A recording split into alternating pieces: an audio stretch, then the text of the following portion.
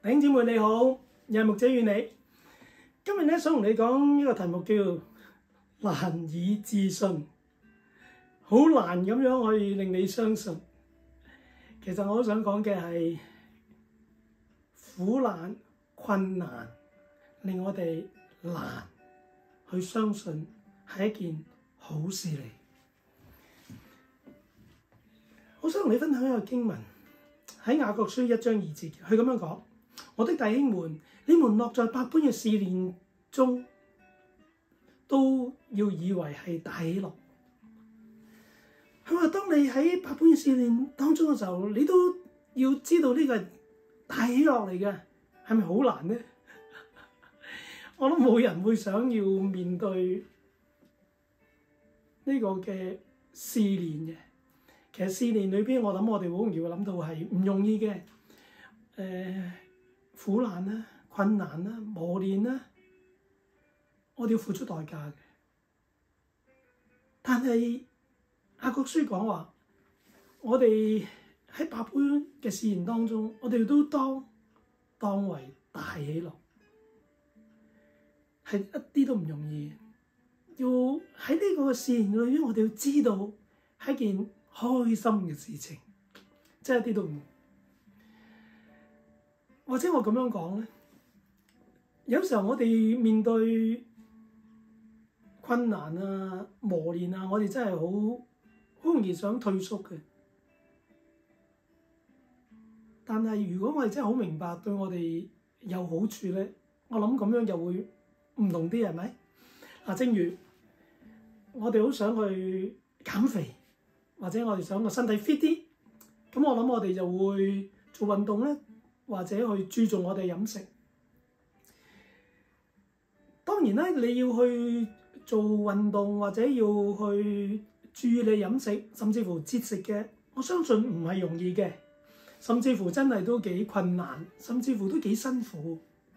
不過，如果你咁樣去做運動或者去注意你飲食或者節食嘅，係一定會俾你身體健康，一定會成功嘅，一定會好嘅。我諗係咪好唔一樣呢？其實今日嘅經文雅各就係講，佢話當到你面對緊試煉嘅時候，你要以為大喜樂，因為佢係有個應許㗎。佢應許咩咧？佢就話你就會完美同完全，你會完美同完全，甚至乎去到一個地步，你就會明白乜嘢都唔缺乏，或者可以講乜嘢都唔會想要啦。呢個就係嗰個嘅目標，或者呢個就係嗰個嘅結果。呢個就係雅各想我哋明白嘅。呢個試煉就係讓我哋能夠去經歷神，就正如好似詩篇23篇所講嘅，耶和華是我的牧者，我必不致缺乏。點解詩人可以講我必不致缺乏，跟住一路講落去，即係神你係一個點樣嘅神，點樣看顧佢，點樣去保護佢，點樣賜福俾佢等等。我相信佢係經歷過，佢係經歷過呢啲試煉，可能經歷過好多嘅困難、苦難、磨練、挑戰，一啲都唔容易，以至佢能夠去講耶和華係我牧者，我必不致缺乏。又或者好似有啲英文嘅翻譯，我覺得係更加好嘅，就係耶和華係我牧者 ，I shall not want， 就話乜嘢都唔想要，因為佢知道有牧者就得啦，佢滿足晒。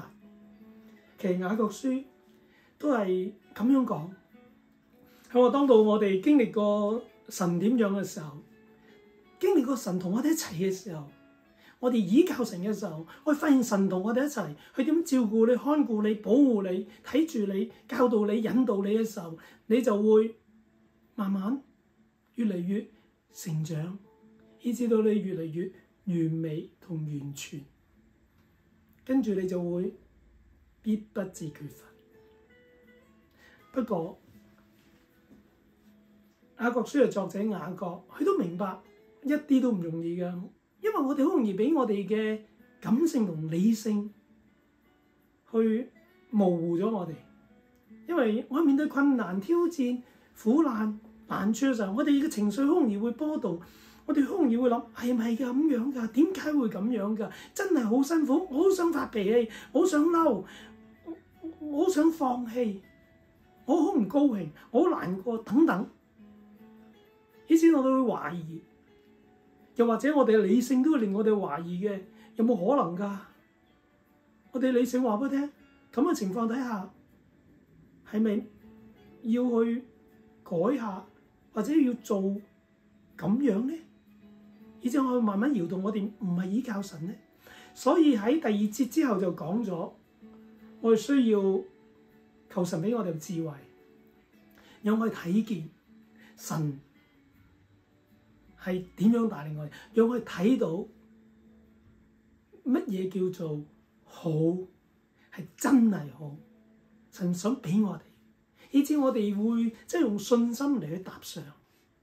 所以佢跟住就講：你要有智慧啊，你要依靠神，你要小心。如果唔係，你就好似啲浪咁樣吹來吹去，你就好容易哇！即係三心兩意咁樣。佢話你需要求神俾你智慧，你睇得到、睇得定，以至到你跟隨，以至到你仍然嘅去依靠神，以至你能夠可以有能力嘅去繼續嘅去忍耐，去繼續向前走，以至能夠成長，跟住你先能夠變得更加完全同完美。呢個就係一個過程嚟，就正頭先我講嘅減肥都一樣啫，係咪？我哋開頭嘅時候，我諗我哋都會想放棄，哎呀真係好辛苦啊，有冇用㗎？又好似覺得係咪得㗎？或者有好多時候我哋會睇下都冇減到幾多喎，等等，無論感性或者理性都有啲理由讓我哋會懷疑、會放棄咁樣。所以雅各就提醒我哋，我哋需要求智慧，讓我哋睇得到神喺當中，讓我哋睇得到神帶領我哋，讓我哋能夠睇得到神要我哋做嘅，以至我哋能夠信心嘅係繼續堅持落去，走落去。希望咧，我哋能夠將呢個嘅雅各書呢一個神想俾我哋嘅福氣，我哋能夠找緊。佢話：當我面對呢個試煉嘅時候，我哋要大喜樂，因為呢個係讓我哋能夠經歷呢一個嘅豐盛嘅生命。正如耶穌講：我來了是要叫人得生命，並且得的更豐盛。佢唔單止俾我哋有生命，佢話要係更豐盛嘅，就係雅各都提出嚟嘅，就係一個完美、完全、一無所缺嘅生命。你係咪好精彩咧？但係我哋需要學習嘅，以至我哋能夠一步一步去經歷呢個生命嘅力量。因為耶穌俾我哋呢個生命，以至係明白神點樣去喺我哋生活嘅裏邊去栽培我哋，以至我哋能夠去經歷得到。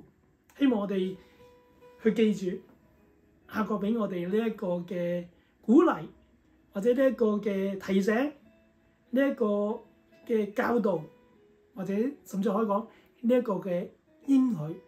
我哋喺百般嘅試驗當中，我哋都當以為大喜樂，因為有一日會讓我哋能夠完全完美，一無所缺。